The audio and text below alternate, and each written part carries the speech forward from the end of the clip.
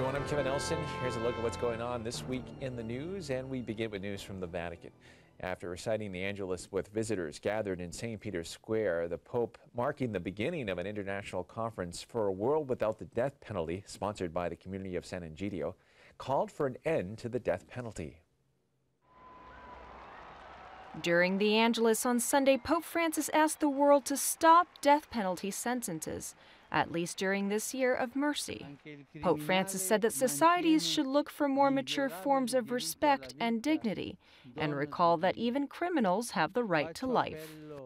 Faccio appello alla coscienza dei governanti affinché si giunga ad un consenso internazionale per l'abolizione della pena di morte e propongo a quanti tra loro sono cattolici di compiere un gesto coraggioso ed esemplare, che nessuna condanna venga eseguita in questo anno santo della misericordia. Pope Francis handed out some spiritual medicine to the crowd after his address. Volunteers, including some poor, homeless, and refugees, along with religious, distributed small white boxes with an anatomical drawing of the human heart that contained a rosary along with the Divine Mercy image of Jesus.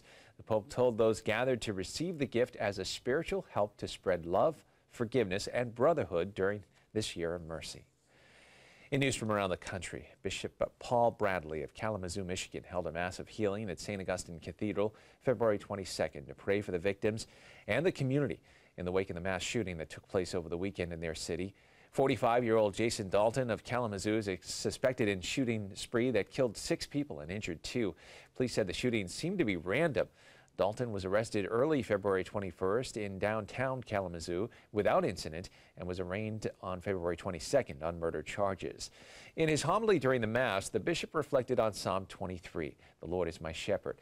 The bishop said this is certainly a time when many are experiencing the darkness and depths of the valley of sadness and sense of loss.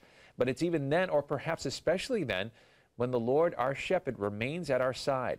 He doesn't run away, the bishop said. He doesn't stand in front of us. He is beside us, giving us courage to move forward. More news now from the Vatican. On the feast of the Chair of St. Peter, Pope Francis also marked the jubilee of the Roman Curia, Vatican offices and institutions, with a special Mass. The Mass was the culmination of many events that took place during the day marking the jubilee. Rome Reports has more from the Vatican. The Pope summoned all cardinals, priests, bishops, and lay people that help him in the Vatican Curia. Pope Francis told them of the key work that has been entrusted to them, in celebration of the Jubilee Day dedicated just to them. Avere come modello Dio stesso, che si prende cura del suo gregge, che anche nei nostri ambienti di lavoro possiamo sentire, coltivare e praticare un forte senso pastorale, anzitutto verso le persone che incontriamo tutti i giorni, che nessuno si senta trascurato o maltrattato. The Catholics celebrate the feast of the Chair of St. Peter. St. Peter's Basilica was very solemnly decorated for the occasion. Even the statue of St. Peter is wearing papal robes.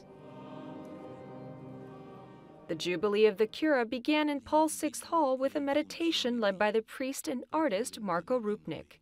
The Pope was among those in the front row with the cardinals. Later, they all walked together in procession to cross the Holy Door, and Pope Francis wanted to do it as one among the employees of the Vatican.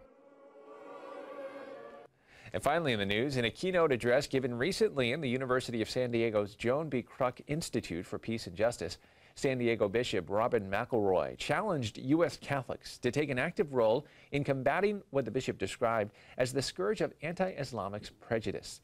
The keynote address was part of the first National Catholic-Muslim Dialogue. Last May, the Committee on Ecumenical and Interreligious Affairs of the U.S. Conference of Catholic Bishops established a National Catholic-Muslim Dialogue. The dialogue seeks to foster understanding and collaboration between Catholics and Muslims. Chicago Archbishop Blaise Cupich has been named its first Catholic co-chairman. In addition to Bishop McElroy's speech, the evening also featured a keynote speech by Syed M. Saeed, National Director of the Islamic Society of North America's Office for Interfaith and Community Alliances, who reflected on the state of Catholic-Muslim relations from the Muslim perspective. Well, that is all the information we have for you this time. I'm Kevin Nelson. Don't forget, you can keep up to date on Catholic news throughout the week with Catholic Newsbreak right here on the Catholic TV Network.